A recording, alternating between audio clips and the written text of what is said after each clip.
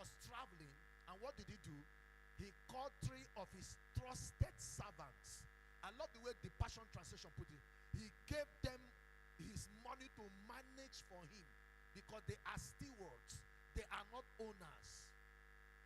Are you okay? So he said to one he gave $5,000. To another he gave $2,000. And to the other one he gave $1,000. Guess what my interest? Verse 15. According to their managing abilities. This morning one was to God say, I don't answer your prayer, I answer what you can manage. So I began to say, so what do I do? He said, if you increase your managerial ability, I'll put more in your hand. Hey. See, what I'm teaching is called wealth creation. God does not answer the prayer you pray. He answers your managerial ability to manage what he has put in your hand. Now I want you to say this and say, nobody has everything. Nobody has nothing. Everybody has something. So you have something. So now let's look at 4 pillars of stewardship. How many pillars? 4 pillars of stewardship. Number 1, God created everything. That's the first pillar of stewardship. God did what? Genesis chapter 1 verse 1, New Living Translation. In the beginning, God created the heavens and the earth. So, the first pillar of stewardship is that what? Please, can you talk to me? God did what? God created everything. Pillar number 2. We are looking at 4 pillars of stewardship. Pillar number 2. God owns everything. God does what? Please, let's go. I want you to follow me. So even if I don't finish this, pastor can continue with the teaching. He has the materials. He knows what to do. The first pillar of stewardship is what? God created everything. So, and we saw that in Genesis chapter 1 verse 1. In the beginning, God did what? God created the heavens and the earth. Second pillar, God owns everything. Did you catch that? God did what? Now, if you read Psalm 50, 10 to 12, Psalm 50, 10 to 12, if they can bring it out first, Psalm 50, 10 to 12, New Living Translation. Psalm 50, 10 to 12. The word they try to bring that out, if you read Psalm 24, verse 1, he said, the world and all that is in it belong to the Lord, the earth and all who live on it. Look at, okay, Psalm 50, 10 to 12. For all the animals of the forest are mine, and I own the cattle on 1,000 hills. Verse 11. Verse 11.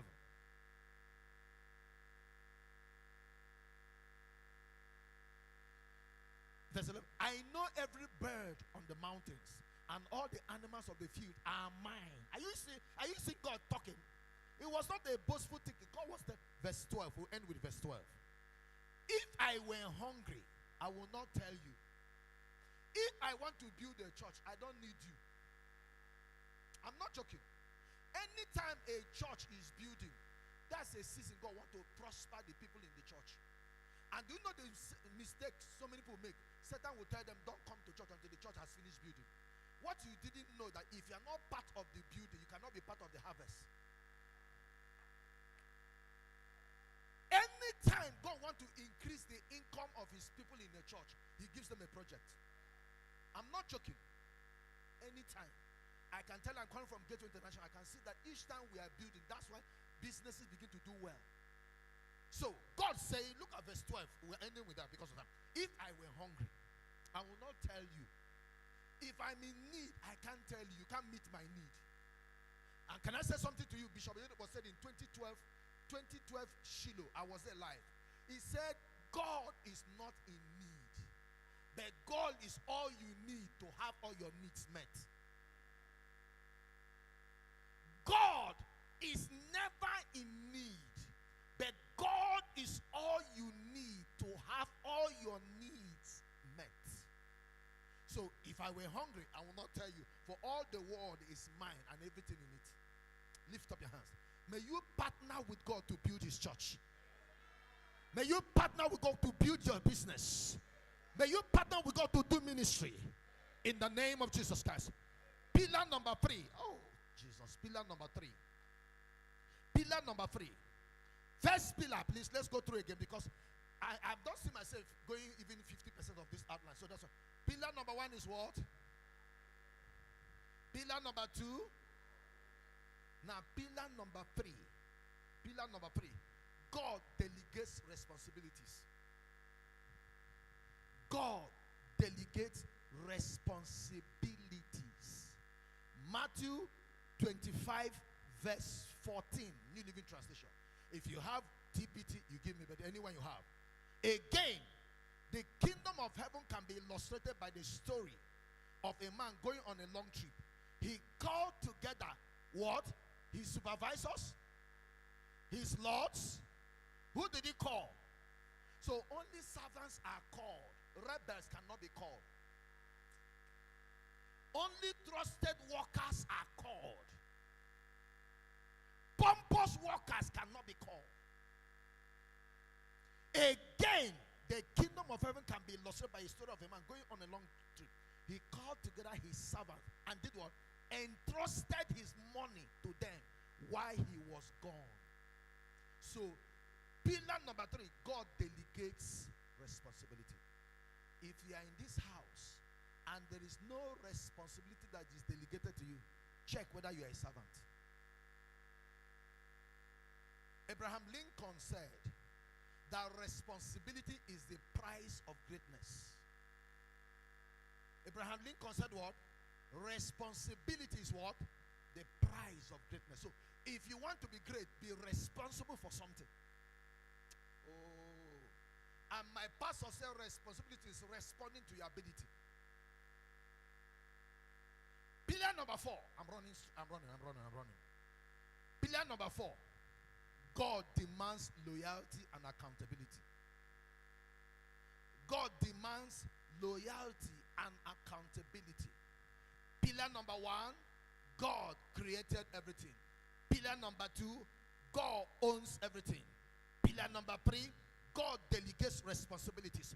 Pillar number 4, God demands loyalty and accountability. First,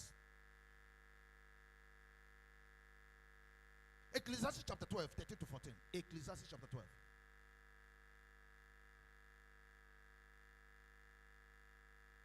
That's the whole story. Here now is my final conclusion. Fear God and obey his command, for this is everyone's duty. Give me 1 Timothy chapter 6 and verse 7. Good News Translation. Any translation you have. Because I need to just touch a feet. I need to run now. Kai, Jesus. 1 Timothy chapter 6 and verse 7. If you have Good News Translation, you give me that. Anyone you have. After all, we brought nothing with us when we came into the world. How many of you, when you were born, you were told that you were holding money in your hand? Let me see you. You came in with money. Oh, I thought you came in with landed property. So why are they calling you landlord? The earth is of the Lord's, and the fullness thereof, the world, and they that dwelleth therein. After all, we brought nothing with us when we shall be buried. And number 3, I want that one of my hands to be out of the casket. And this is general. Why do you wish for things like this? Please follow me, because if you understand this, you will understand still worship. That's all. That's what I want to share with you. They say, why are you wishing for this? Say, number 1, why I want the best of doctors to carry my casket, so that you know, with all the best doctors in the world, you will still die. Why do you want your word to be scattered on the street to the cemetery?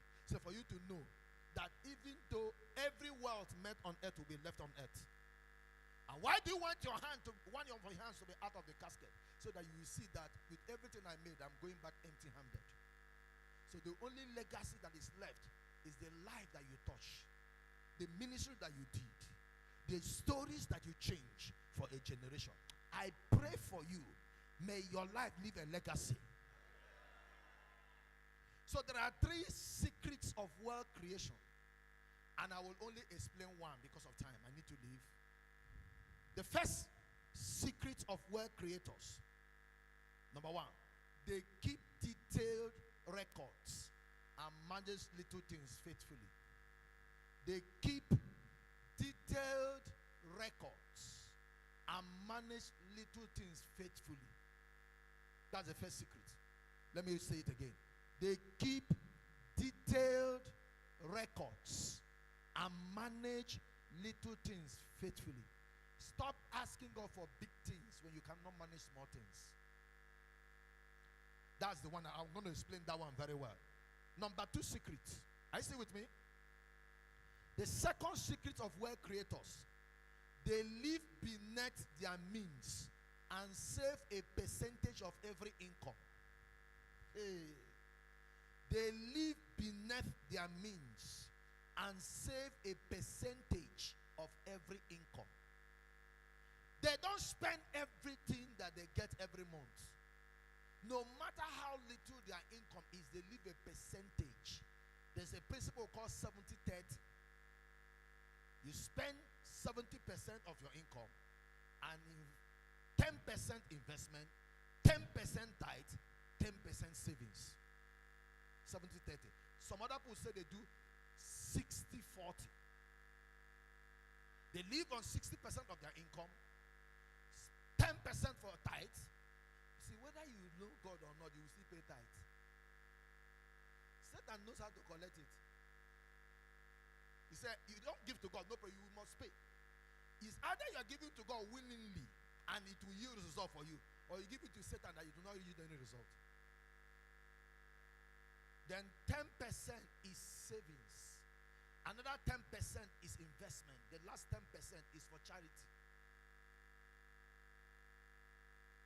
That's 60-40. Others say they do 50-50. But I'm not going to explain that one because I don't have all the time. This should take me like 3 months to explain all of this. But I would have captured it. I wish I was, well, I'm going tomorrow. I wish we have time. I need to talk to young persons.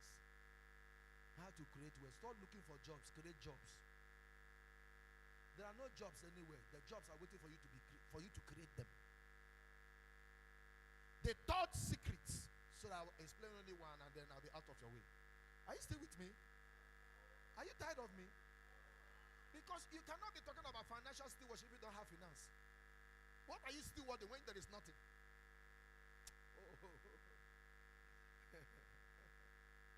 The third secret of wealth creators. Do you know? Let me say something to you on that number 2. Do you know Warren Buffett, who is the highest investor in America? For the American government look up to him before they make investment decision. That up until now, even though he owns an airline, he does not fly a private jet. He's still living beneath his income at his level. If he wants to travel now, he doesn't take a private jet. He buys ticket for the same aircraft you are joining, so that he's not paying special space for hangar. He still joins it. Somebody once said, how you know that you are wealthy? If you can travel in a private jet without taking a selfie. Hey! Can I say something to you? Have you ever seen any advert, commercial on Lamborghini? Have you seen them advertising Lamborghini? You know why? Those who can afford don't watch advertisement. The people who can afford Lamborghini, they don't watch news. They are busy making news. So the second secret of wealth creators, they live beneath their income. And they save a percentage of that income, no matter how small. You say, my salary is small. If you cannot pay tithe of 500 naira, I guarantee you won't pay tithe of 5,000. Because all of us are paying equal tax. It's called equal sacrifice. It's 10%. That your 10% is 1 million and my own 10% is 10 billion. Does not mean I'm paying more than you. It's 10%. That's what God is calculating. The last secret, the third secret of wealth creators. They partner with others and keep a reputation for integrity. They partner with others and keep a reputation for what? Integrity. There are people that you see them, they speak in tongues in capital letter. But once you do business with them, their Christianity have scale. They lack integrity. So you cannot partner with people. Can I say something as I summarize that one? This is a sharing economy. What works now is networking. Let me give you the real name they call it in business. They call it social currency and strategic collaboration. Nobody succeeds alone.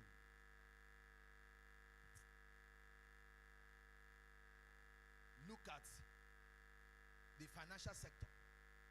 Partners with tech to do apps and mobile transfer. No industry is standing alone as it stands. But you want to succeed alone. You won't. If you succeed, God left heaven. Even when God wanted to make heaven, he had to call for collaboration. Let us. He didn't say, let me make. And you, that your team number one of the whole earth, you want to do it on your own. Tell me how you want to do it.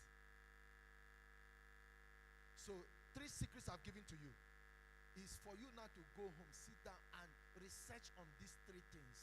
Because I don't have all the time. But I'm going to explain only one. That's the first one.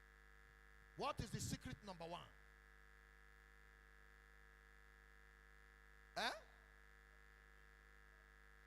They keep detailed records and manage little things faithfully. I was in Yenego a few months ago for a conference. So I stepped out of my hotel. I like stepping out of the hotel just to look around.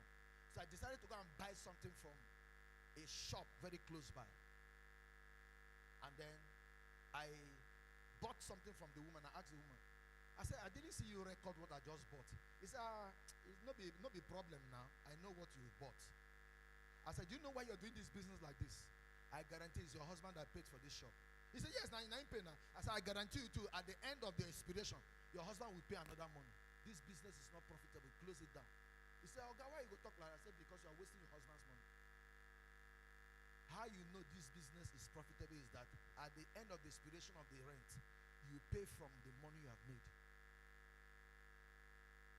I said, see yourself as if your husband loaned you the money to start this business. At the end of 3 years, have you returned the money to your husband? He said, no. He said, the man, they even put more. I said, people are wasting time.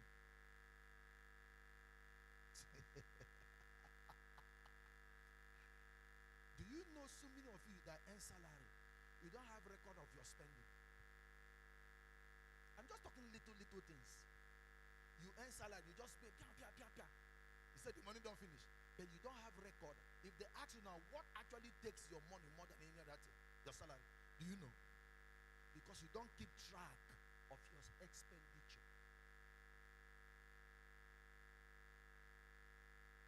You are holding 2 phones, iPhone 16 or the iPhone 30. The other one is Samsung 17 Pro Max. And then your business is not even online. What are you holding 2 phones for? 17 Pro Max. Do you know you are holding 2 plots of land in some places in your hand? And you are still calling your friend to send you a recharge card. Shame. I know you'll be angry, Abi, but be angry and do the right thing. So let's share a few things and then I will up a bit. Time done the wrong. So Matthew 25, 14 to 22. I'm going to read from the Passion Translation. Do you have Passion? TPT. No problem. Anyone here? I'm going to read from Passion Translation. It's good you have all the translations. I hardly read King James in my church. You know why? I'm pastoring young people. King James is 1611 English. You know some pastors be, if you don't say thou say yes, it is not powerful. I don't need thou say yes. The Passion Translation. I'm going to read it for you now. You'll enjoy it. Hello? Some people keep upgrading their phones and are not upgrading their brain. Do you know how helpless and how anxious you are when you don't have data? Because that data is the oil of the present generation. So when you don't have data, you are so perturbed. I don't have data. You want to recharge.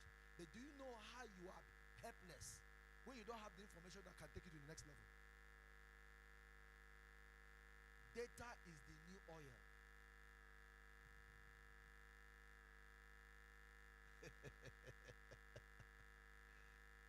Okay, let me read. Matthew 25, 14 to 21, the Passion Translation.